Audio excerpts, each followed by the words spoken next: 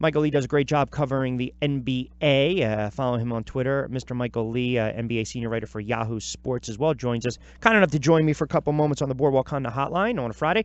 Michael, appreciate a couple moments. How you been, pal? I'm good. How are you? I'm doing well.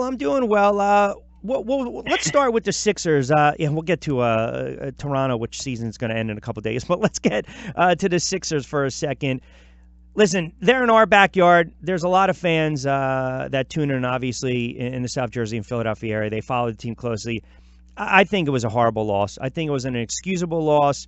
I thought, if anything, Brown has to stop the bleeding and call a timeout there. You know, I keep hearing this, well, it's a young team, let them play through it. Again, I don't agree with that. I think, if anything, you slow it down. You tell these guys collectively, don't panic, go in your set offense, stop chucking up threes. I mean, obviously, that was a huge momentum swing in that game. What was your thought on the whole Brown not calling the timeout, you know, taking a lot of grief and heat? Because I think he should. Now, he's not the only reason they lost that game, but listen, he's got to get ripped a little bit today. But that stretch in the second quarter was where they lost the game. I mean, you're up 22. You start to feel like, you know, you start feeling good about yourself. You probably take it for granted, get a little complacent. And I don't know if the timeout was necessarily the problem. I mean, they had enough mature guys on the floor that I think they could have figured it out on their own. I just thought they needed to, like, slow it down a bit, take their time a bit, and then, you know, run what they did to build a lead. You see it happen so many times, you know, where teams, you know, forget how they built the lead and just play panic basketball the rest of the way. You know, once the Celtics started pressuring them and forcing turnovers and pushing the ball off misses, you know, at some point you got to say, okay, this isn't going to, because you know the Brad Stevens team is not going to roll over. Nope. I just felt like at that point that's where they lost the game. I don't know if the timeout is that big a deal. I think he had guys on the floor that understood. My one concern is that with the play of Ben Simmons and just how much Brad Stevens has really exploited his weaknesses and taken away his confidence, because that's my major concern coming off of that game. Well, hold on. I just want to just kind of comment on what you just said, and I guess we'll agree to disagree. To me, if you're saying they've got guys that can handle it and understood, but yet they're still coming down the floor and chucking threes all over the place. So to me, I think you're almost, the hand is forced to call a timeout and say, go back to your half-court offense. You don't need to panic. And then what Brown said afterwards is he would do it again, and, well, you know what, we didn't think this was going to be, you know, a game where we were going to run them out of the building. Well, you're going to tell me that you wouldn't have preferred to go into the locker room at least up 13, 14, 15 as opposed to 5 and then have all the momentum? I mean, you know this. When you're, you know, these especially in Boston, right? The crowd's into it. They're juiced. They're electric. They're feisty. They're going chaotic and nuts. I mean, slow it down a little bit. Take them out of the game. But I mean, just to counter that, I've also seen teams sometimes you call a timeout and then you allow the crowd to even get more into it. And I've seen teams call that timeout and throw the ball away, and then you keep the momentum going. You haven't necessarily stopped anything. I mean, you could say the timeout was going to solve it, but they still needed to change what they were doing. I don't know if the timeout was going to settle them down. But how do you do that, though, right? How do you do that? I mean, do you pull these guys even when they're coming up the floor? You got to have faith. You got to have faith and trust in your guys. I think that you know, and you deal with it, you live with it, and I think they're going to have to live with that L, unfortunately. But sort of the same way at the end of the game when T.J. McConnell was playing great, I felt like he was obligated to put Ben Simmons back in the game, you know, because Ben has had sort of I don't say a free ride, but he's sort of been able to get by all year without having a jump shot. And, you know, they basically said, okay, what else can you do? We'll let you live with that. Yeah, we're going to find another way for you to beat us, because we're not going to let your speed beat us. We're not going to let your ability to push it beat us. We're going to have to find another way to beat us. And I think Ben has to sort of go through this. He has to experience, you know, some excruciating pain in the playoffs. He's got to experience becoming a meme, internet memes, and having, you know, his face posted on Will Chamberlain and with a 1 instead of 100. You know, that stuff's he's got to go through all that to get better, to improve. You know, I think you saw with even LeBron, you know, going through his 2011 and just having to deal with what happened at that finals and how he got roasted, you know, a whole summer. But it made him better. I think sometimes you got to go through it, and when this is your first go round and you're experiencing it, and you gotta sometimes take some humble pie, because it's not going to be a cakewalk. And I think that these are lessons that have to be learned. And they're going to be learned now. They're going to be learned later, but they have to be learned. So I know you want to get the win. They should have got the win. They should not have lost that game. Well, that's where. Listen, I can appreciate your breakdown and your thought on that. LeBron had equity in the league already. You know, to me, Brown's job first and foremost is to win that game because 1-1's a heck of a lot better than being down 0-2, going back to Philly, having Simmons struggle. I mean, I know sometimes people don't look at the numbers within the numbers, but TJ provided that spark. I mean, again, he did. He was great. Right. But then I'm thinking, are you putting Simmons out there to watch him mature, or do you think like that something's going to happen where he struggled all night and all of a sudden in crunch time he's going to make a play?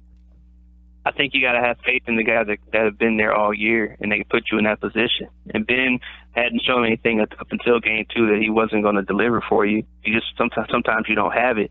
That doesn't mean great players, they usually find a way to come through in the end. You know, like even like I said, the previous game 1 with Toronto. I mean, obviously comparing everybody to LeBron, but he had an awful second half. He didn't shoot the ball very well, but he hit the one that the shot that tied the game. You know, it forced overtime. So I just think that if you're going through it and you're trying to develop young guys and you want to see them emerge, I'll be interested to see how Ben plays in game 3 and 4. If he comes out and plays the way we've got used to seeing him playing in the first round and throughout the course of this season, I think you'll look back at game 2 and see it as sort of a turning point for him. And that but if he, doesn't grow from that, then I think there's something else wrong. But I think he's going to grow from that. That's a fair point, and I can live with that. That's a good point. That's a fair point. Michael Lee, a couple minutes joining me. Rich Quinones, a Friday edition of Middays with Q, 97.3 ESPN FM. Of course, Michael covers the NBA, senior writer for Yahoo Sports NBA. Check him out on Twitter, Mr. Michael Lee. No, you know what? I can live with that. That's a fair point. And you would think, too, get him into the offense a little early on at home, get that crowd behind him and whatnot. Listen, 2 things we're learning from the series, right? Boston's given him defensive looks he hasn't seen.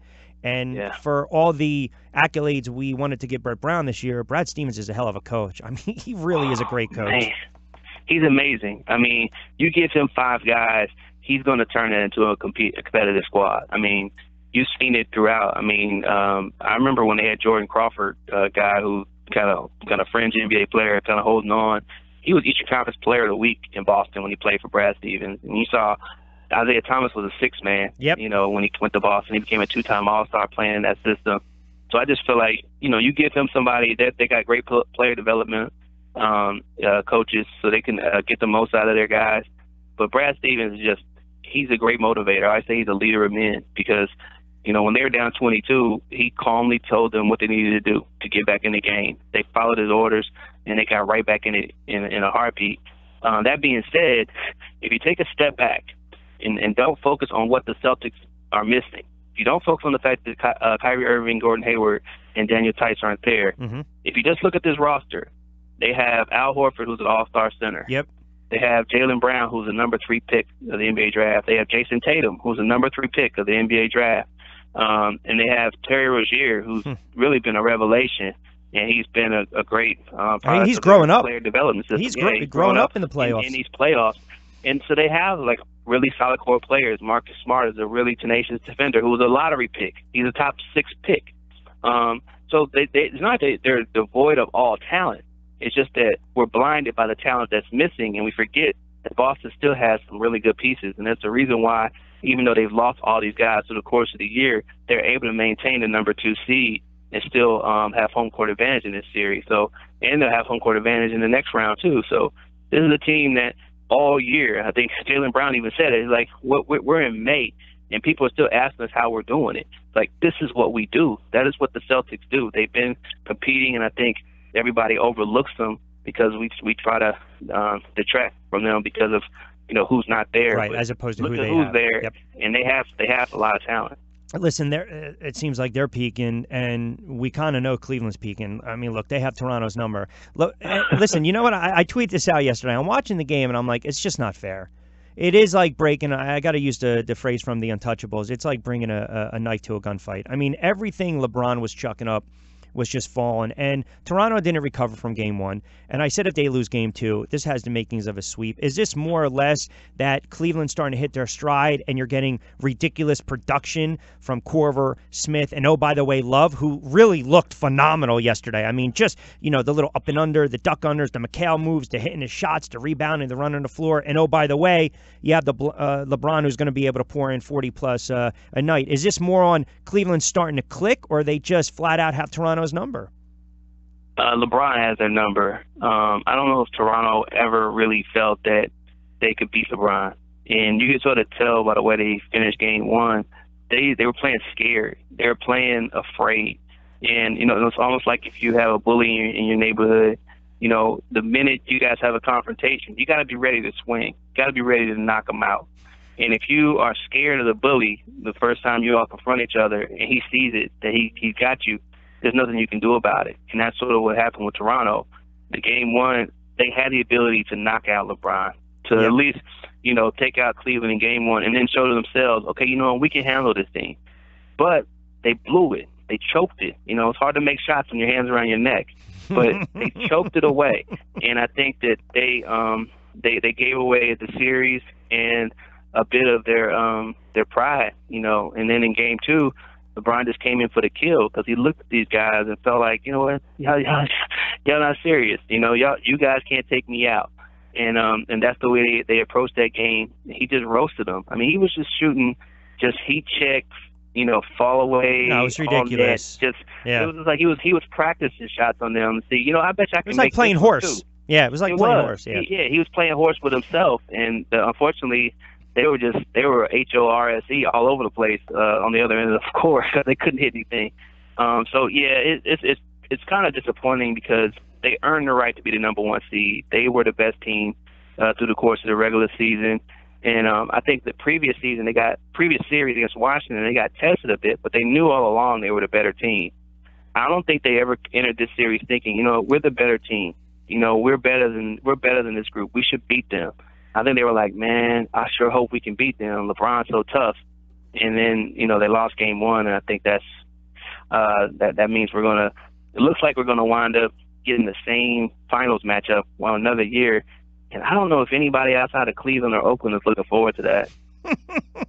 I actually enjoy it because, listen, I think it's amazing what LeBron is doing. And I said last year after Golden State won, I said pencil them in next year. Now, again, maybe you get a seven-game series against Houston and maybe the Sixers advance. Who knows? I would be remiss if I didn't ask you a Nick question here. Sure. I'm not moved by this hiring. I'm just not.